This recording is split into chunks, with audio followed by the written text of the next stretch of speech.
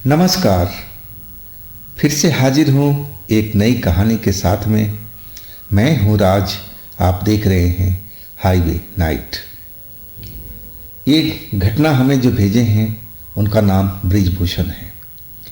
बृजभूषण जी छपरा जिला बिहार के रहने वाले हैं और इस घटना के समय उनकी उम्र लगभग 22-23 साल की रही होगी और इस घटना को बीते लगभग 20 साल हो चुका है।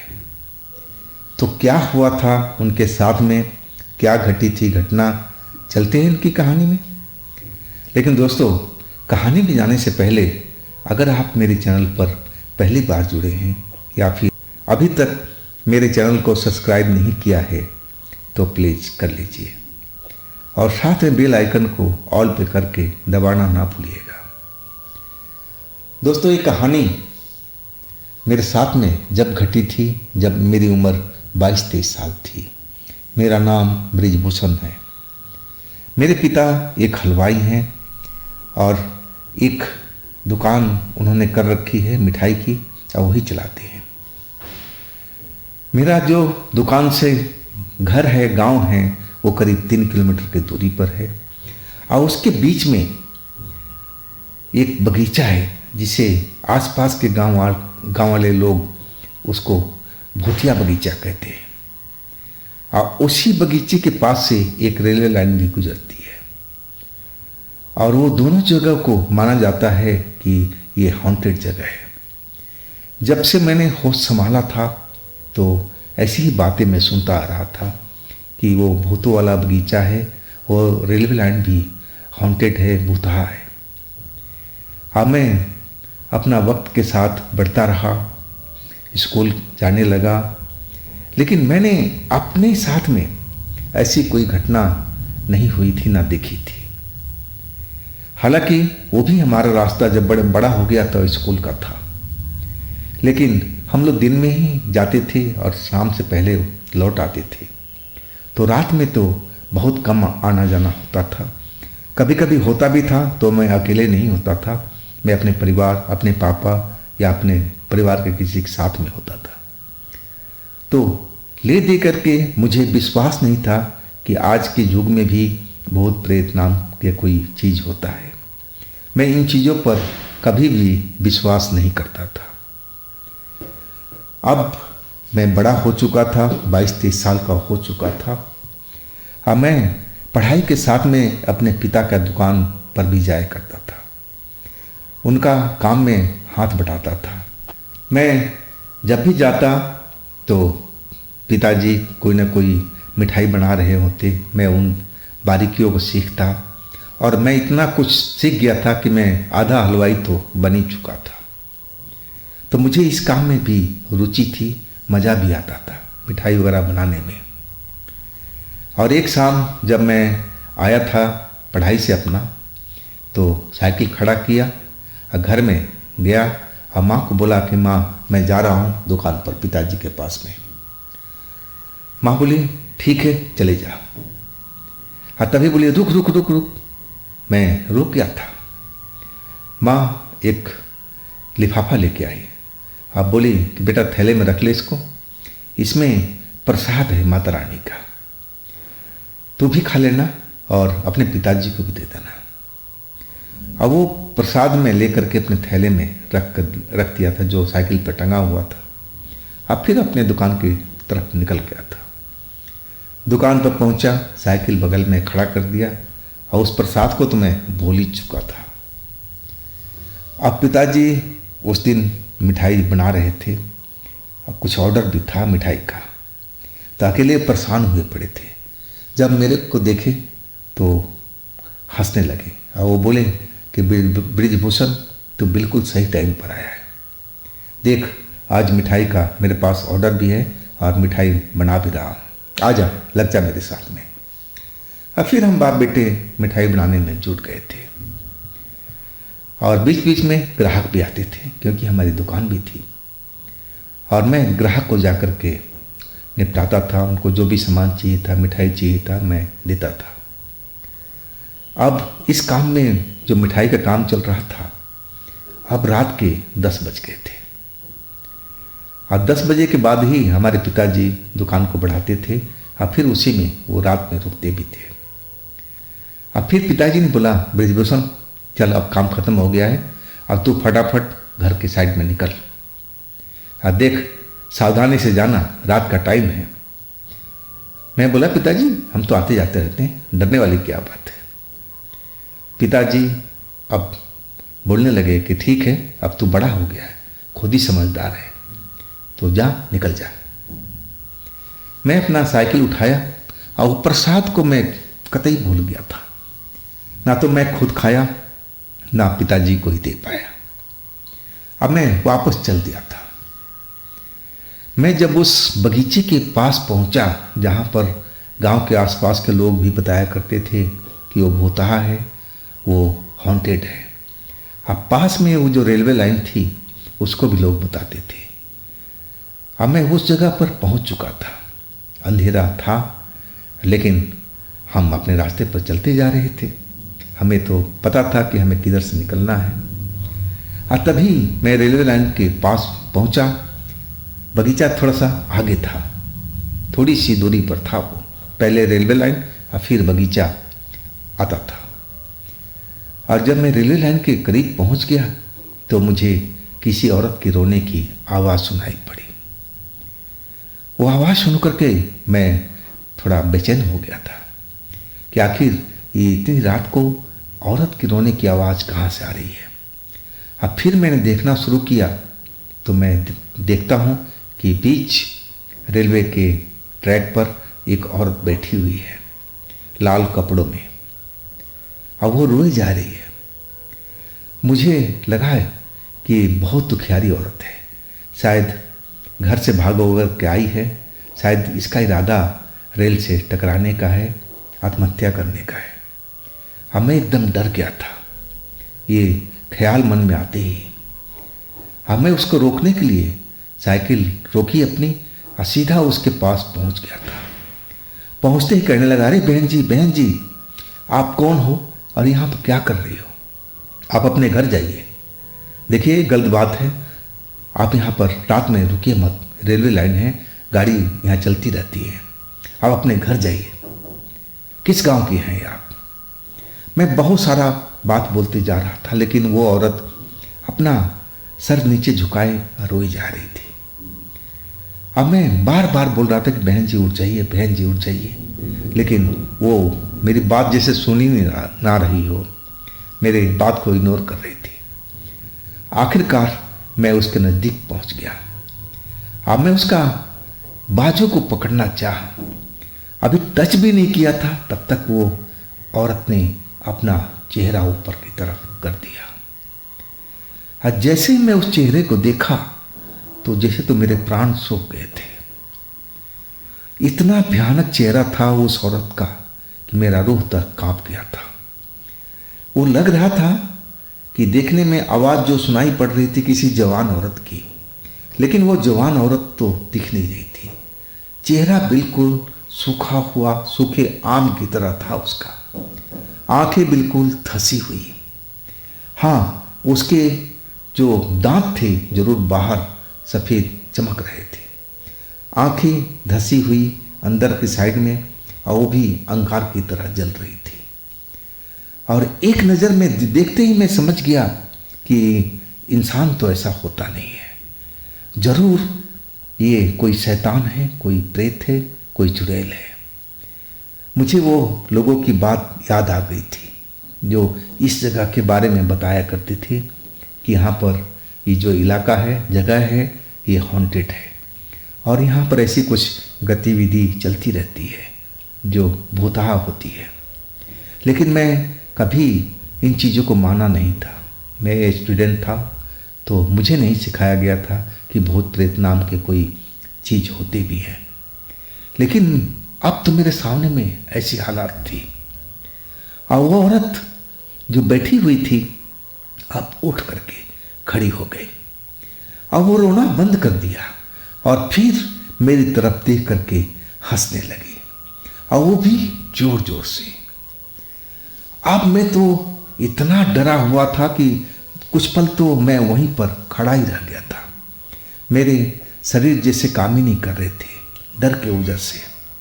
और जब हंसना शुरू किया ना, तब मैं वहाँ से भागा तेजी से अपने साइकिल की तरफ। लेकिन वो मेरे पीछे लग चुकी थी। लगा कि वो मुझे पकड़ ही लेगी, मुझे मार देगी। लेकिन तब तक मैं अपने साइकिल के पास पहुंच गया था और जा करके साइकिल का हैंडल पकड़ लिया और साइकिल मेरे स्टैंड पर खड़ी थी। और उसी वक्त वो मेरे सामने में आकर के खड़ी हो गई। अब मैं अपने स्टैंड से साइकिल उतार लिया था और मैं पीछे हटने लगा अपनी साइकिल को लेकर के। और जैसे पीछे हटने लगा तो क्या देखता हूँ तो मेरे पीछे भी खड़ी है और आगे देखता हूँ तो आगे भी खड़ी है। अब मैं उस दृश्य को कभी भूल नहीं पाता कि एक ही औरत मेरे दोनों साइड में दिखाई पड़ रही थी। मैं पीछे भागना चाहूँ तो पीछे भी नजर आ रही है और आगे भागना चाहूँ तो आगे भी खड़ी है। हे भगवान, हे ईश्वर, ये मेरे साथ में उस क्या हो रहा था ये सब। मैं बेहद डरा हुआ था। मैं चिल्लाने की कोशिश कर रहा था और लग रहा था कि जैसे मेरा गला बिल्कुल सूख चुका हो, गले से आवाज़ ना निकल रही हो। अब मैं अपनी साइकिल आगे पीछे कर रहा था कि किधर से मैं निकलूं। लेकिन दोनों तरफ में औरत बराबर मुझे नजर आ रही थी। जिधर देखूं उधर से हंसती हुई दिखाई दे रही थी। पीछे देखूं तो पीछे हंस रही है, आगे देखूं तो आगे हंस रही है। मैं अपना साइकिल पकड़े, अब लग रहा था कि मैं बच नहीं पाऊंगा। अब मैं स्थिर ही खड़ा रहा। अब भगवान को याद करने लगा कि हे प्रभु, आप हमारी जान बचाइए। अब मुझे गुंजाइश ये थी कि वो रास्ता चलता फिरता था और जो कस्बे से लोग गांव की तरफ आते जाते रहते थे, तो मुझे उम्मीद थी कि उस वक्त भी कोई ना कोई आता होगा साइकिल से या किसी अन्य साधन से। मुझे यही उम्मीद थी कि कोई ना कोई तो जरूर आएगा और फिर मैं बच जाऊंगा। लेकिन वो चुड़ैल मेरे साइकिल के आगे खड़ी भी दिखाई दे रही थी, पीछे भी दिखाई दे रही थी। अब मैं अपने साइकिल को मजबूती से पकड़े हुए था और काफ़ी देर हो चुका था। अब मैं दोनों के बीच में फंसा हुआ था, इधर भी भूत इधर भी भूत। तो आखिर मैं जाऊँ तो कहाँ पर जाऊँ। मन ही मन ईश्वर से प्रार्थना कर रहा था कि भगवान कोई मदद भेजिए, आप मुझे बचा लीजिए, नहीं तो ये चुड़ैल मुझे मार डालेगी। लेकिन मैंने देखा, नोटिस किया कि वो चुड़ैल एक बार मेरे साइकिल को टच करना चाहा, लेकिन वो टच नहीं किया, पीछे हट गई। अब मैं थोड़ा बहुत समझ गया था कि कोई ना कोई शक्ति है हमारे पास में जो हमारे नज़दीक नहीं आ रही है। अब मैं आगे की तरफ अपनी साइकिल लेकर के बढ़ने लगा। डरा हुआ तो बेहद था, मैं कभी भी जमीन पर गिर सकता था, ऐसा मेरे हृदय की गति तेज चल रही थी, कुछ भी हो सकता था। अब मैं डरते हुए भी अपना हिम्मत नहीं खोया था। अब मैं अपनी साइकिल को आगे बढ़ाने लगा कि जो होगा देखा जाएगा। अगर भगवान चाहेंगे तो मैं बच जाऊंगा, नहीं तो उनकी जो भी मर्जी हो। अब मैं अपनी साइकिल आगे की तरफ बढ़ाने लगा और वो चुड़ैल पीछे हटने लगी, लेकिन वो मेरा रास्ता छोड़ नहीं रही थी। जितना मैं आगे जाता उतना पीछे हट जाती। अब मैं पीछे देखता तो पीछे भी नजर आती थी।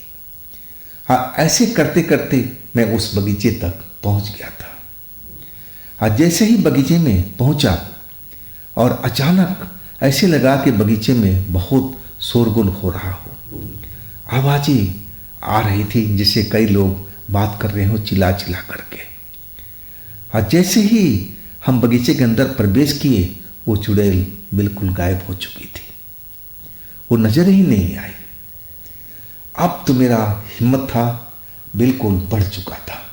अब मैं अपनी साइकिल पर सवार हो गया था और साइकिल चलाते हुए उस बगीचे के अंदर पहुंच गया, जो रास्ता बगीचे को बीचों से जा रहा था। और तभी मैंने देखा कि एक पेड़ के पास में कई लोग बैठे हुए दिखाई दिए और वो इस रात को इस पेड़ के नज़दीक नीचे में ये लोग क्या कर रहे थे, जोर जोर से चिल्ला रहे थे, आपस में बात कर रहे थे। मैं उनकी तरफ देखते हुए और सोचने लगा कि इनसे मैं बात करूं, कि हमारी ये मदद करें। और मैं उनके नज़दीक पहुंच गया था अपनी साइकिल चलाते चलाते।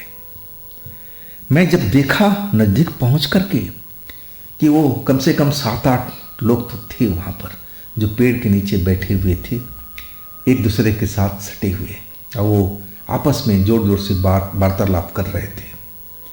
लेकिन मैं उनकी शक्ल को देखने लगा तो मैं देख करके और कांप गया था।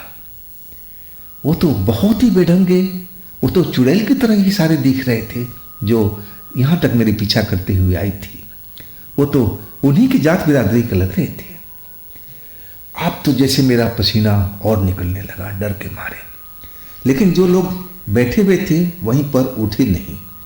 अब मैं अपनी साइकिल वहाँ से मोड़ लिया था और सीधा अब उस बगीचे से मैं आगे निकलने लगा और अपने गांव की साइड में। लेकिन रास्ते में मुझे कोई भी नहीं मिला ताकि मेरी मदद कर सके।